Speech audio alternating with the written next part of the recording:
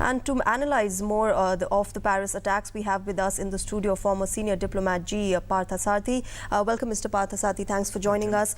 What an absolute shocker, you know, coming from a European nation. Nobody really expects such a major terror attack in Paris. Perhaps after Charlie Hebdo, this is one of the major attacks this year. Well, I think France within Europe is a special case because it has a large immigrant population from Algeria, Morocco, and even from some of the African states where it had ruled as a colonial power.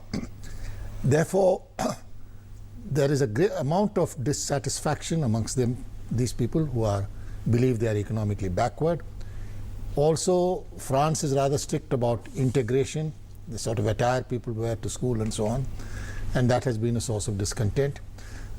Finally, I think what has tipped the scales was the French intervention in Libya militarily and its role in Syria, where it is actively involved in the anti-Sadat movement, France and Britain, along with Turkey and Saudi Arabia and Qatar. Now, all this has led to the emergence of radical groups, radicalization within the population in France of its immigrants from these Islamic and Arab countries, and plus a sort of feeling of not exactly sensitivity towards the immigrants. I mean, Charlie Hebdo attack was really an attack for something which most Muslims would regard as blasphemous. And then we are accused of intolerance, incidentally. That's the laugh by these European countries.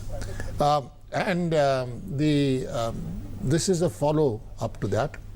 The French are actively engaged in Syria. The French intervention in Libya has produced all sorts of radical forces, including the ISIS. So this is the total background. The other thing which strikes me as very interesting, and which I found many Western observers are saying, there is a striking similarity between this attack and the attack on Mumbai. These are the first two mass casualty terrorist attacks on civilian population, where civilians were deliberately targeted, though they may say that now 1993 was also, the bomb blast was similar, but 2008, when people come in with AK-47s, when people move into crowded areas, and then indulge in mass killings of the local population, that is the similarity. In fact, Western observers are drawing note to this, that there is a similarity with Mumbai. But my own view is it was more likely that this would be ISIS or Al-Qaeda. Yes, we are getting reports that the ISIS has claimed the responsibility. But more likely ISIS. But we must remember that groups like the Lashkar-e-Taiba have long-term links with the Al-Qaeda. So everything of these is linked. And I think the sooner the Western countries recognize this, the better. Right, Mr. Parthasarathy, you know, the French counterintelligence is known to be a very strong one. Where do you think this time around they lagged? Where did they fall behind? Because these were coordinated strategic attacks, several attacks across the city. Look, I could agree that Mumbai was a failure of Indian intelligence, absolutely. Especially when the Americans had tipped us off of a seaborne attack possibilities. Here there is one different, and they were foreigners. Here it is more difficult. A large portion of the local population has been radicalized. A sense of despair and disillusionment. I think it is much more difficult when this emerges from people resident in large numbers, virtually in ghettos within France. So, are you saying that sleeper cells are really something Oh, absolutely, that it goes without saying. Sleeper cells, France, UK. So what is really the solution, you know? How does the government reach out to them? I think there are two things. One is the inspiration is ISIS. I think ISIS has to be destroyed one way or the other. And I think the Kurds will do a better job of it than the Americans or Russians or the British or the French. The locals will do a better job, that is. The other thing, they'll have to stop funding all this radical organizations in Syria merely because they want to overthrow Assad. I think they will also have to see some reality in this. But having said that, I think we are all in the same boat at the moment, except the groups are different. The ideology is the same. Yesterday, the Prime Minister spoke about Sufism. Sufism.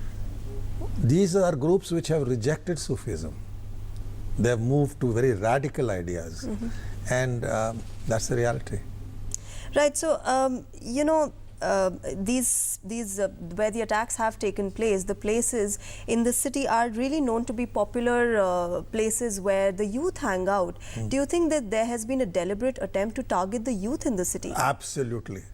The aim of this is very clearly to create mass panic, mass uncertainty, and send a message to the world from ISIS and its affiliates that we are around and better watch out.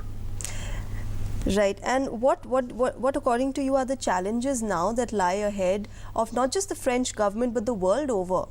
You see, I look at it this way. The ISIS threat in India, though the ISIS has spoken of India being a part of the Islamic Republic of Khorasan, the ancient kingdom of Khorasan, that is pipe dream.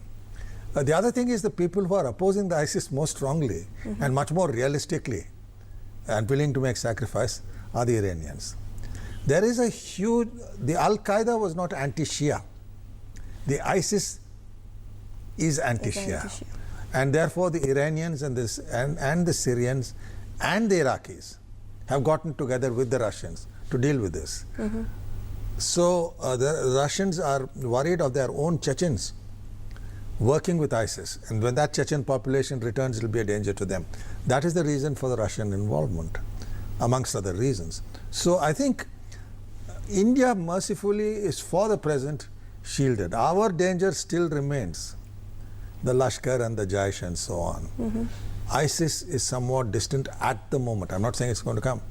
So I don't think we should change our attention away from our threat because of this. They're all linked, but right now ISIS has certain Yes, and targets. perhaps, you know, now, do you think that these incidents will be a turn point to, you know, because the Prime Minister has been constantly saying that the UN has to come forward and give a definitive, exact definition of terrorism and lead the... You see, most Arab countries and these other countries, they'll never agree on that definition of terrorism, because if the Palestinians turn to arms, they regard that as a just cause. Many regard it as terrorism. In Jammu and Kashmir, Pakistan will sort of defy it. A large number of smaller African and Arab countries where this problem exists and there is influence will have inhibitions. So getting a definition on terrorism has eluded the world for a UN convention on terrorism, has eluded the world for a long time. But then if not an exact definition, what is the way forward? I think there are certain UN Security Council resolutions passed in the aftermath of 9/11, which are effective, which promote international cooperation. In an ultimate analysis, international cooperation and international pressure on states that sponsor terrorism, that will work, because, and I'm also convinced that foreign forces are not going to sort this out. As I said, in Iraq it will have to be sorted out by the Arab Iraqis and the Kurds. In Syria it will have to be sorted out amongst themselves. Unfortunately, in Syria you have the Sunni leadership under Qatar and Saudi Arabia wanting to destabilize a Shia-dominated regime of Assam. I think the Islamic world will also have to put aside this, because it's happening in Yemen also, where there's a Saudi intervention and the ISIS is stepping in. The ISIS, in fact, has stepped into Saudi Arabia and some of its problems. So I think, firstly, diplomatically and politically, we'll have to get some sort of unity on how we're going to deal with it. That has to be both regional and international. And then, there can, as the PM and others have frequently said, there can be no good terrorist and bad terrorist. Absolutely. The only good terrorist is a dead terrorist, if you ask me. Absolutely. And, you know, of course, these incidents don't really have, what you said, they don't take away from the danger that is posed to India. But what really are the lessons for India here? Listen, I think counterintelligence has to be better. You have to anticipate these situations. I'm not sure all our police forces are equipped well enough to deal with it. In Mumbai and others, there has been some movement forward. But I think we have much to learn because everything is vulnerable, ranging from our nuclear power plants to normal civilian population. So much better need for awareness, improvement of counterintelligence capabilities, and most importantly, collaborating with the world. I mean, the Americans and the others have far better intelligence on these things than we have. Right.